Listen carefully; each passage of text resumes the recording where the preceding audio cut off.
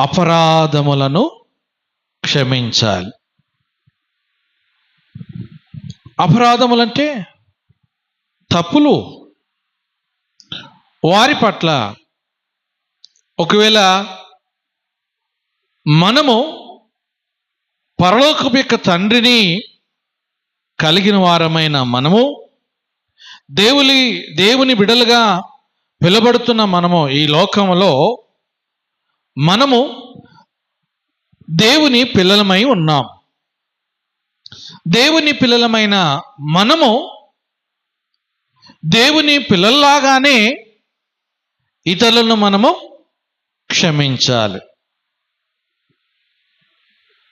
ఎందుకంటే తండ్రి ప్రభువైన యేసుక్రీస్తు సిలువలో ఆయనని హింసించిన వారిని,